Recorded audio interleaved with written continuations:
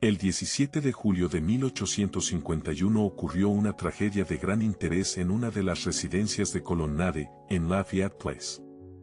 El señor Ashbrook, un ciudadano muy conocido y respetado, fue atacado en su habitación por un agresor desconocido y asesinado a tiros antes de que pudiera recibir ayuda.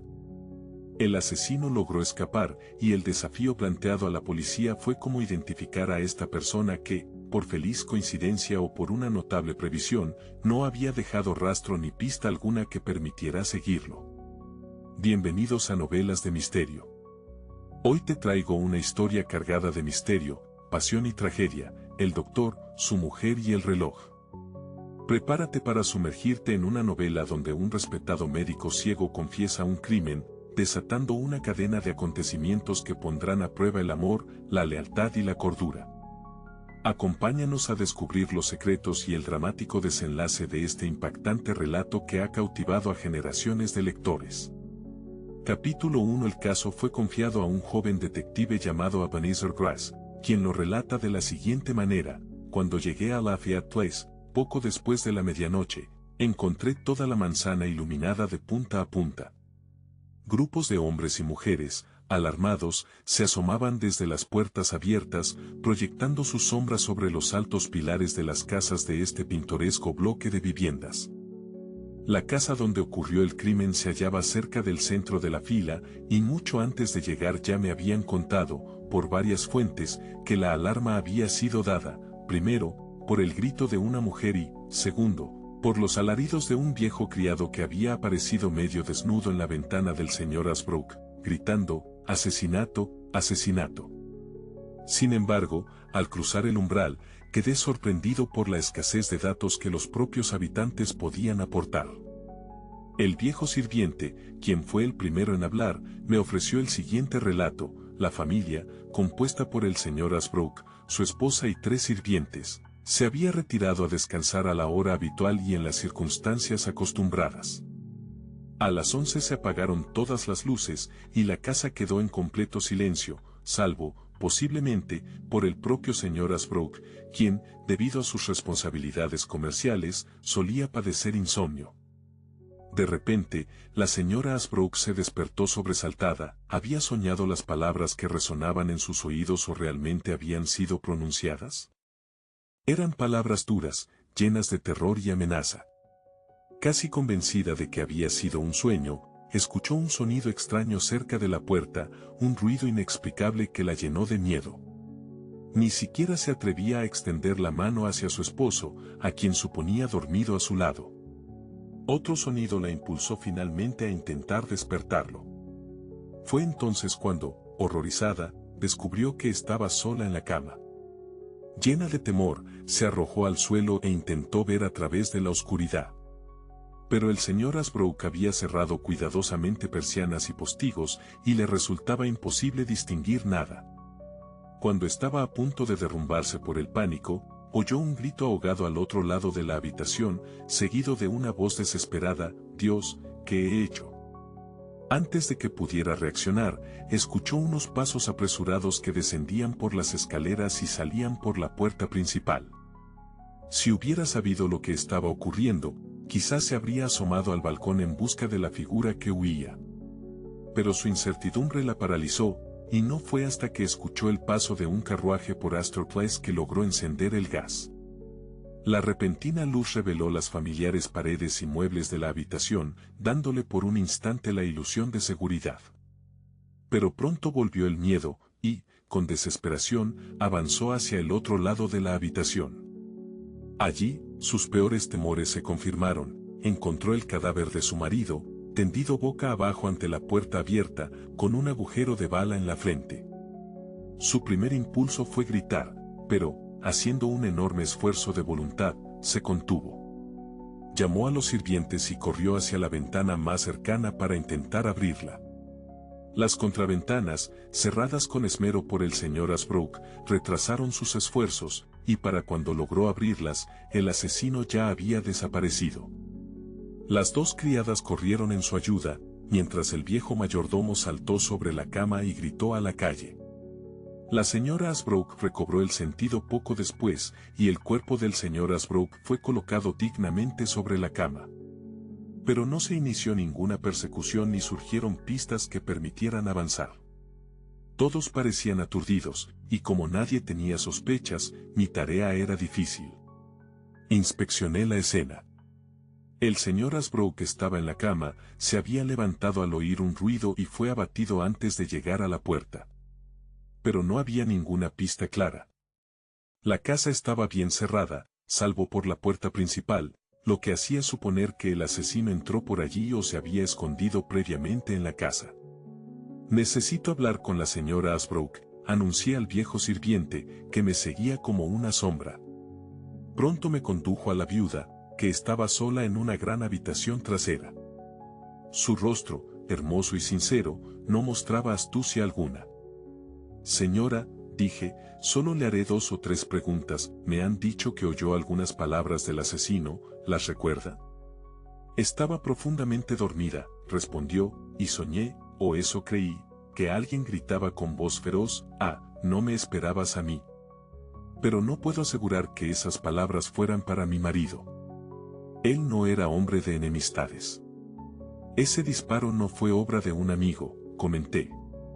Si esas palabras revelan algo, entonces su marido tenía un enemigo, aunque usted no lo supiera.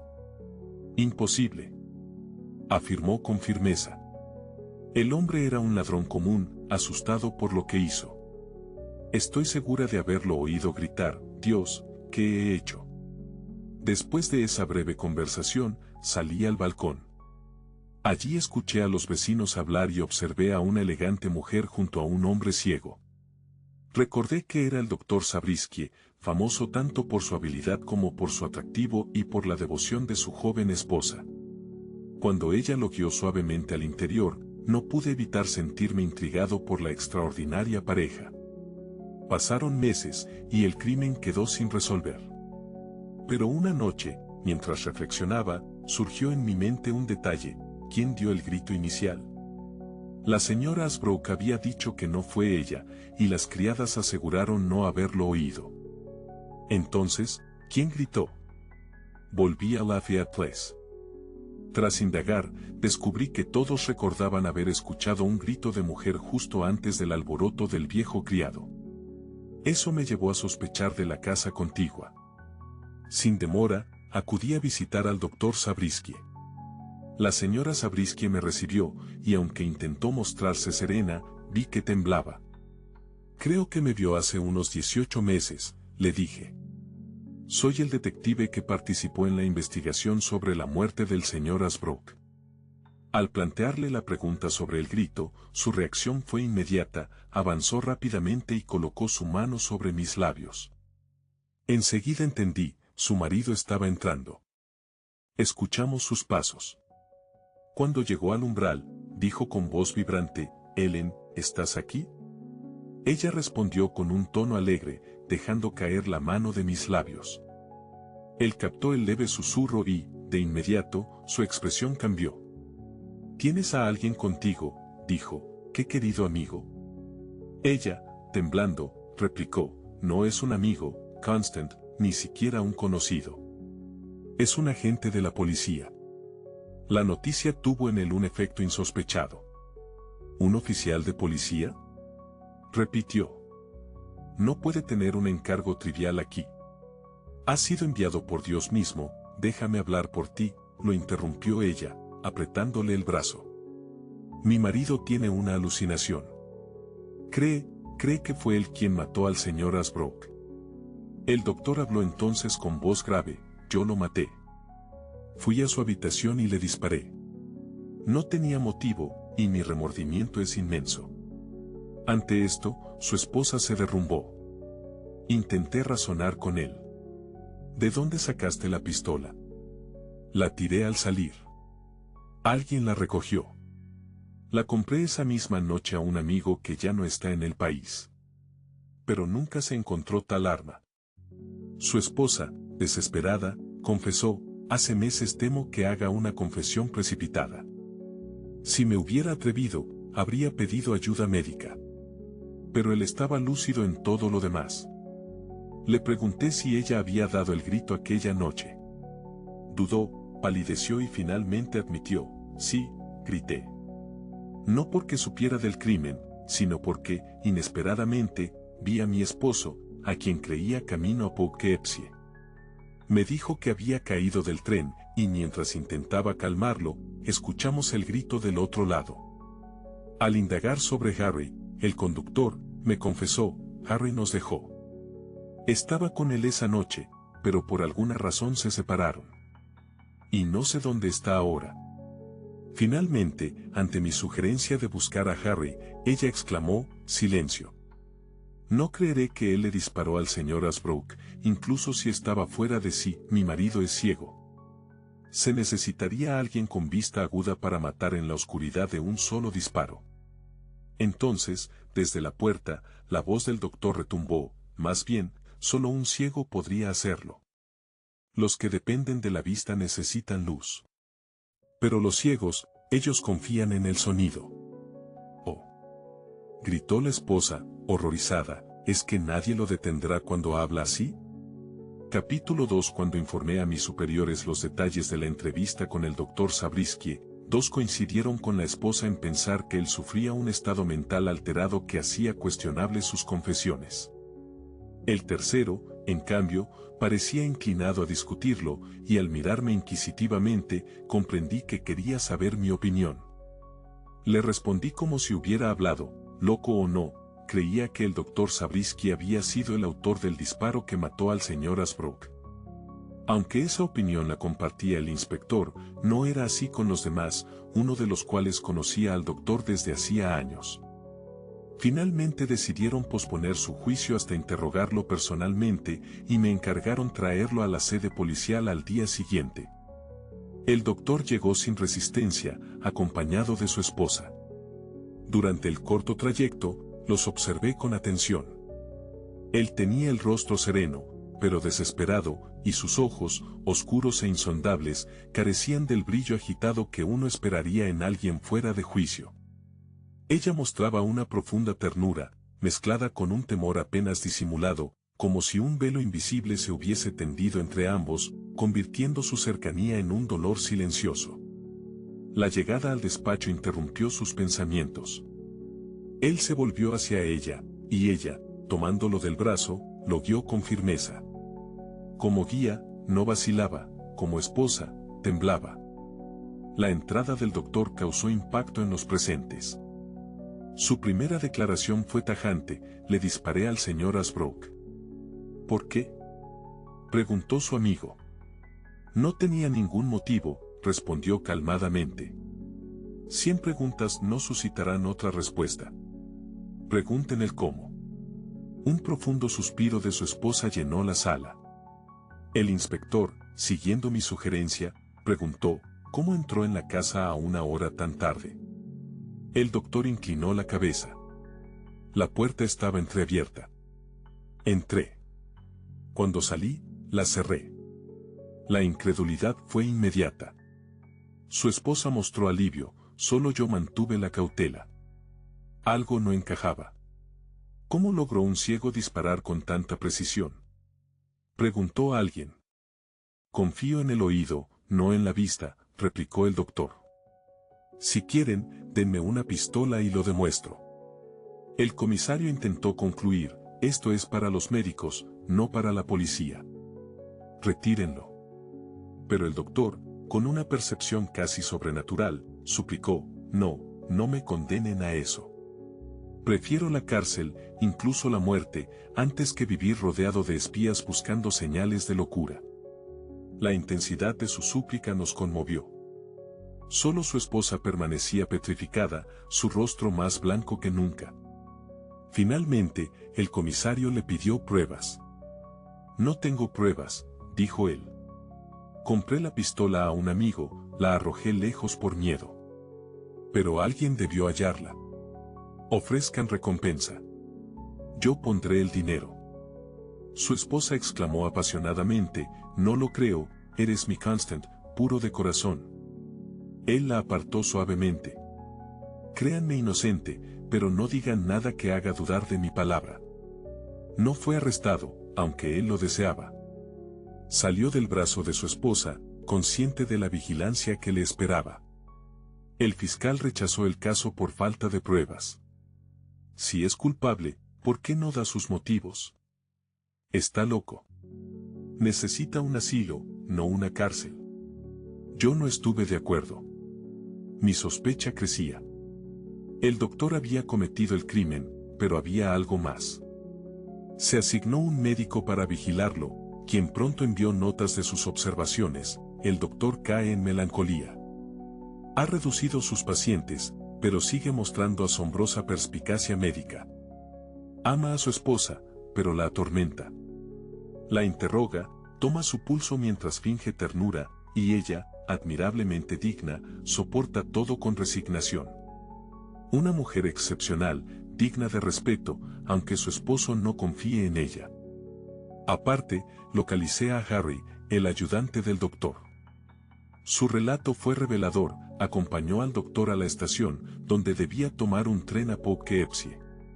Justo antes de abordar, un hombre, Theodore Stanton, le susurró algo al oído. El doctor perdió el equilibrio, cayó parcialmente bajo el tren, se levantó pálido, canceló el viaje y regresó a casa.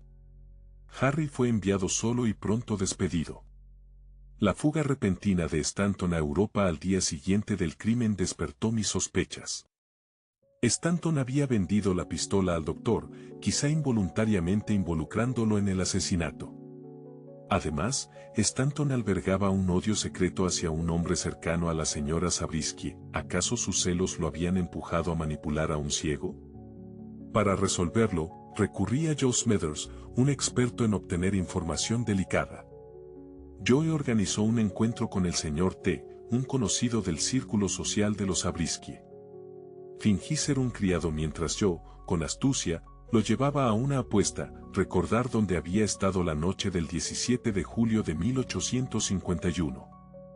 Tras vacilar, el señor T admitió que esa noche visitó a una amiga vestida de muselina azul. Un detalle revelador, Helen Zabriskie vestía ese color la noche del crimen. El vaso que dejó caer al mencionarlo lo delató. Finalmente, recibí instrucciones inesperadas. Debía acompañar a un grupo a las alturas de Jersey, para probar la habilidad del doctor Zabriskie con una pistola. Capítulo 3. Pronto me explicaron la causa de este movimiento repentino. La señora Zabriskie, ansiosa por poner fin a la situación actual, había solicitado un examen más estricto del estado mental de su esposo. Tras acceder a su petición, se llevó a cabo una investigación rigurosa e imparcial, cuyo resultado no fue muy distinto al anterior. 3 de los 4 investigadores lo consideraron mentalmente desequilibrado, aunque se opusieron al diagnóstico del joven experto que convivía con él en su hogar. El doctor Zabriskie, como si leyera los pensamientos de sus jueces, mostró extrema agitación y, suplicante, pidió una oportunidad para demostrar su lucidez mostrando su habilidad en el tiro. Sorprendentemente, esta vez accedieron a su petición. Cuando la señora Zabriskie lo supo, añadió sus propias súplicas para que la prueba se realizara. Así, se preparó un plan para llevar a cabo el experimento al día siguiente, en un bosque, lejos de espectadores innecesarios. Aquel día, desde la proa del bote que nos llevaba a Jersey, contemplé una escena que jamás olvidaré. Aunque no era tarde, el sol ya descendía, llenando el cielo de un resplandor rojo que caía sobre los rostros de la media docena de personas presentes. El doctor estaba sentado con su esposa en la popa. Sus párpados inmóviles, bajo la luz, hacían aún más patente su ceguera, mientras que ella mostraba una desesperada miseria en su semblante.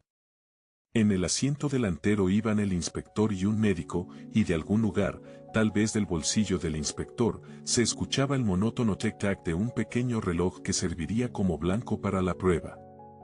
Cuando el sol arrojó su último rayo sobre las aguas, encallamos y me tocó ayudar a la señora Zabriskie a desembarcar.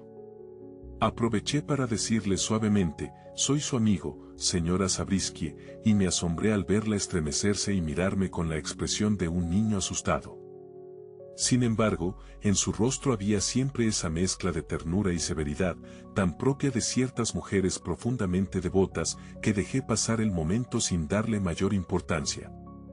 Mientras nos adentrábamos en el bosque, el médico experto me susurró al oído: el doctor y su esposa hablaron largo anoche, pero no parece haber cerrado la brecha entre ellos.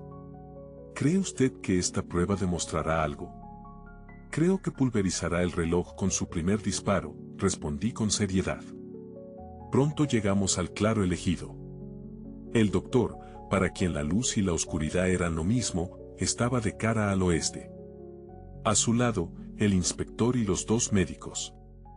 Del brazo de uno de ellos colgaba el abrigo del doctor, que se había quitado al llegar. La señora Zabriskie se colocó al otro lado del claro, junto a un alto tocón, sobre el cual debía colocarse el reloj. Ella tuvo el privilegio de hacerlo.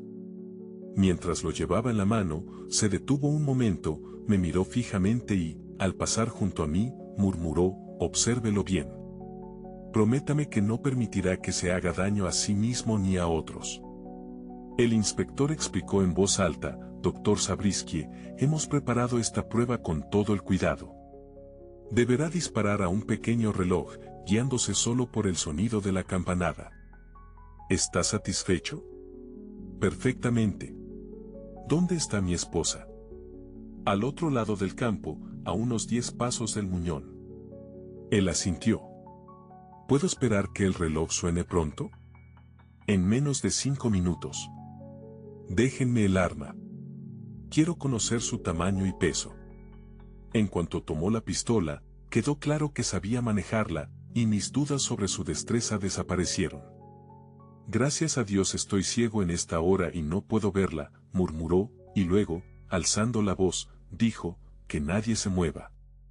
Necesito todo mi oído para captar la primera campanada». El silencio fue total. Yo mantenía los ojos fijos en él, hasta que un impulso irresistible me hizo volver la mirada hacia ella. La señora Zabriskie se balanceaba levemente, bajo una tensión insoportable. De pronto, percibí un movimiento, el destello de algo blanco que brilló un instante en su capa oscura. Estuve a punto de gritar para advertirle al doctor, cuando un sonido estridente cortó el aire helado, seguido del estallido de la pistola. El ruido de cristales rotos y un grito sofocado nos anunciaron que el disparo había dado en el blanco. Pero antes de que pudiéramos movernos, otro reloj comenzó a sonar, el verdadero, aún intacto sobre el tocón de donde había venido el reloj destruido. Una mirada rápida bastó. En el suelo, a 10 pasos, yacía Alan Zabriskie, con un reloj roto a su lado y una bala alojada en el pecho. Nunca olvidaré el grito que brotó de sus labios cuando se dio cuenta de la verdad. Separándose de nosotros, el doctor corrió hacia ella y cayó a sus pies, como guiado por un instinto sobrenatural. Y así llegamos al final de esta fascinante historia que nos ha mantenido en vilo hasta el último momento.